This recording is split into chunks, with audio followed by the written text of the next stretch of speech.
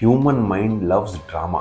ఏదున్నా డ్రామాటిక్గా ఉండాలి. అది ఇలాంటి రియల్ లైఫ్ సిచ్యువేషన్ అనుకోండి, ఇంకా మజాగా ఉంటుంది. ఏదో జరగబోతుంది, మేబీ కొట్టుకుంటారేమో, మేబీ తిట్టుకుంటారేమో, మనకేంటి వచ్చే ప్లెజర్.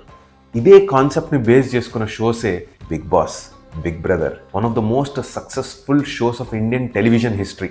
17 సీజన్స్. అది మామూలు విషయం కాదు ఇండియన్ ఆడియన్స్లో సర్వైవ్ అవ్వడం. ఏది ఆ జమానాలో పిన్ని, అమృతం, లేదా హిందీకి వెళ్తే క్యూకి సాస్ భీ కభీ బహుతీ, ఈ అత్తా కోడల డ్రామాలు, ఇంకేవో డ్రామాస్ అన్నిటిని బీట్ చేసింది సోషల్ వాయరిజం. అంటే ఎంతసేపు కాన్ఫ్లిక్ట్ జరిగితేనే వాళ్ళ టీఆర్పీస్ కూడా పైకి వెళ్తాయి. అలాగా మనం కూడా వాళ్ళు ఊరికే తిట్టుకుంటూ నిలబడి ఒకరినొకరు మొహాలు చూసుకుంటూ ఆర్గ్యూ చేసుకుంటుంటే ఎక్కువసేపు ఉండలేం. కొట్టుకుంటున్నారు అనుకోండి 10-15 నిమిషాల దాకా, ఇంత రెస్లర్స్ అనుకో. సైకాలజీలో దీనికి ఏం చెప్తారంటే human beings are designed to attract to conflict. అంటే ఏ గొడవ జరుగుతున్నా అక్కడికి వెళ్ళి నిలబడిపోదాం. అది మనలో ఒక క్యూరియాసిటీ, ఒక అడ్రినలిన్ రష్ని అట్లా లేపుతుంది పైకి.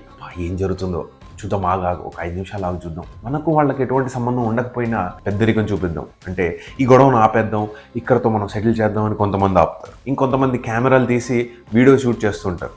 ఎందుకంటే దాన్ని సోషల్ వ్యాలిడేషన్ అంటారు.